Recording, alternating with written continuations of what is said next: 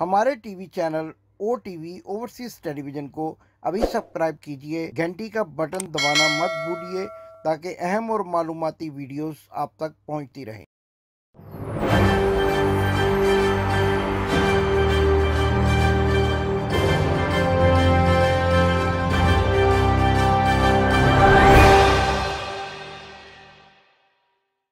बिस्मिल्लाहिर्रहमानिर्रहीम। नाज़रीन, मैं हूं आपका होस्ट इमदाद हुसैन शहजाद और लंदन से अपने व्लॉग लंदन टॉक के साथ आपके खिदमत में अस्सलाम वालेकुम अर्ज करता हूं। नाज़रीन, 22 दिसंबर की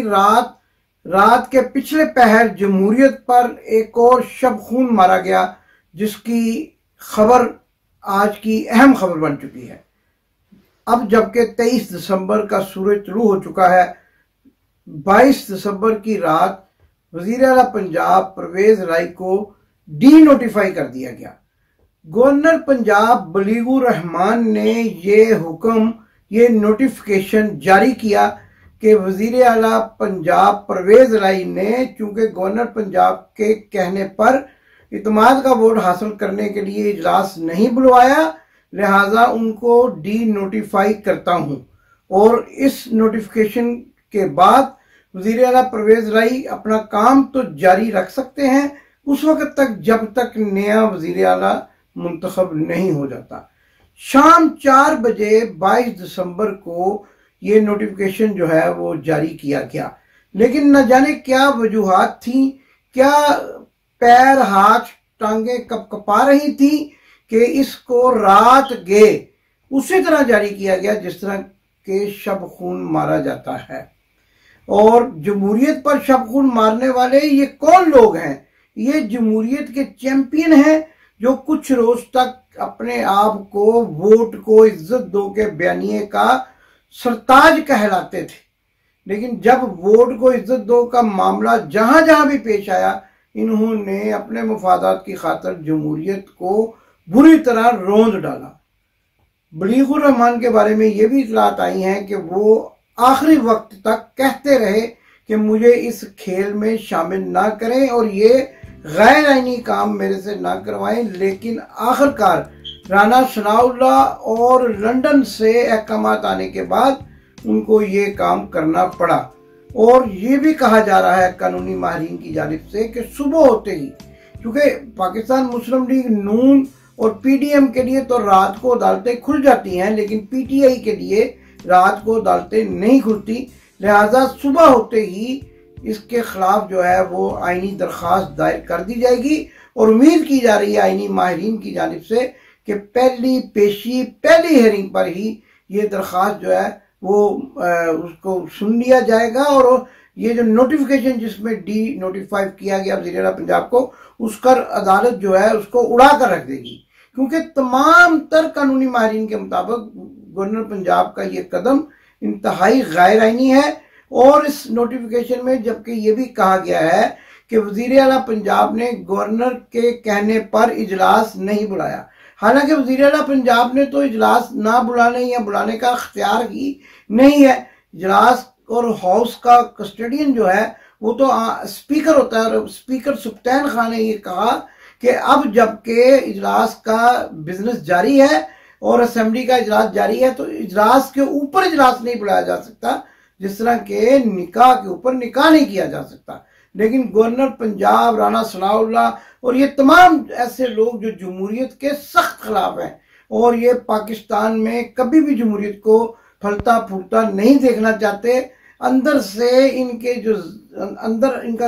अंदर है जाहिर कुछ और बातन जो है वो गैर जमहूरी है। इन्होंने जोर देकर बलीगुर रहमान से जो गवर्नर पंजाब है ये काम करवा लिया गया। रात के ये भी इतलात आ गई, बल्कि PTI का बाकायदा मौक़िफ़ आ गया और फवाद चौधरी ने कहा कि अब गवर्नर पंजाब की बारी है और हमने इस सिलसिले में सदर ममलिकत आरिफ अलवी के साथ बात कर ली है और आइंदा चंद घंटों में ही हम जो है वो गवर्नर पंजाब को डी नोटिफाई करवा देंगे,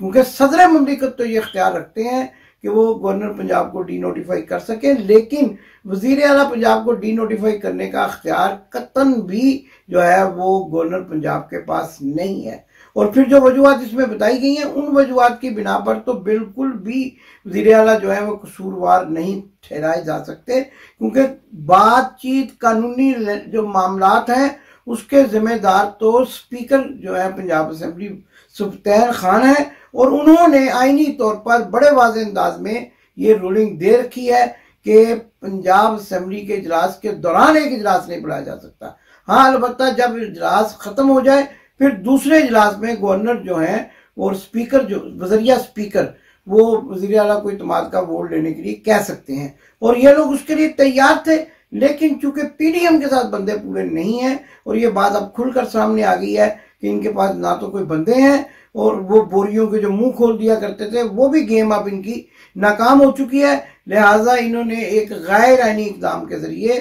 वज़ीर आला पंजाब परवेज इलाही को डी नोटिफाई कर दिया है। अब सूरत हाल क्या बनने जा रही है और ये चाहते क्या हैं, जबकि ये इनकी ख्वाब जो है कभी पूरे नहीं हो सकते। इनका ये कहना है कि हम आइंदा चंद घंटों में वज़ीर आला हाउस को भी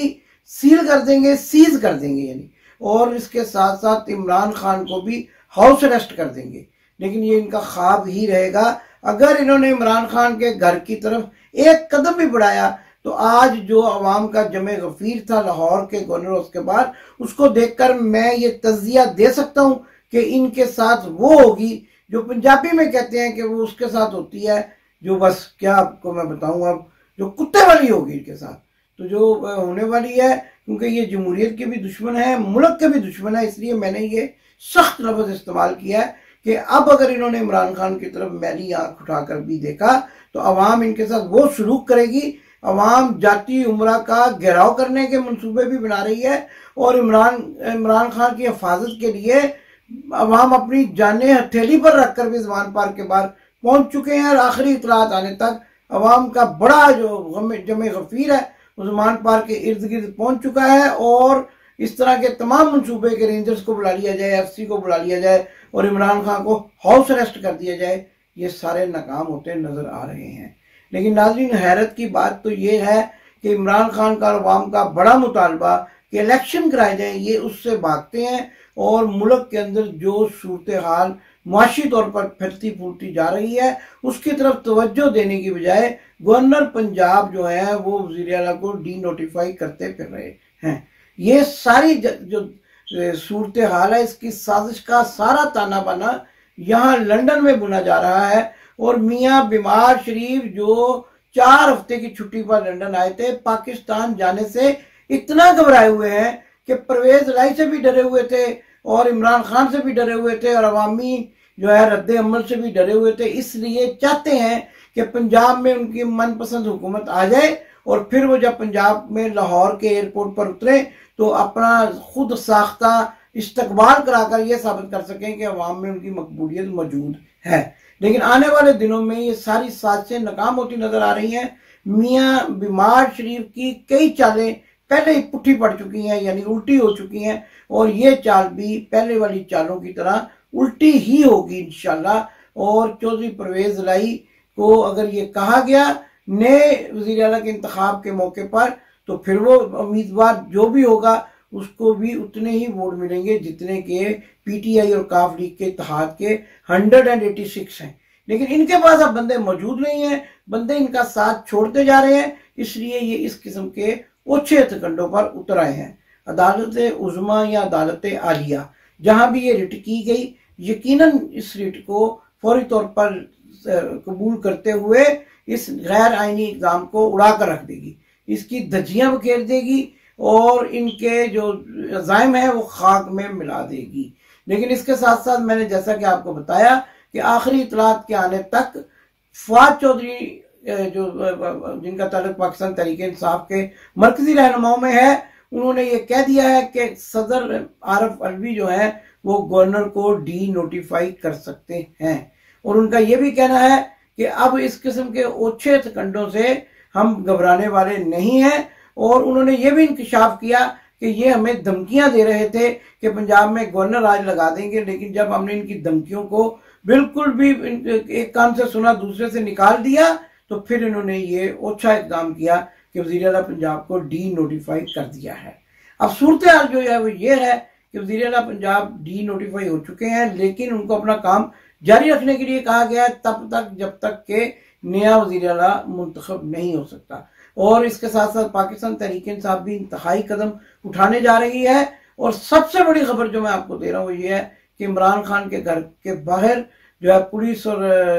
FC और रेंजर्स की भारी नफरी को तैनात करने का मंसूबा बनाया जा रहा है ताकि इमरान खान को हाउस अरेस्ट कर दिया जाए। और हमारी इतलात के मुताबिक वैसे दिलचस्प बात यह है कि इमरान खान शायद अब ज़मान पार्क में मौजूद नहीं है और किसी महफूज मुकाम पर मुंतकिल हो चुके हैं। पाकिस्तान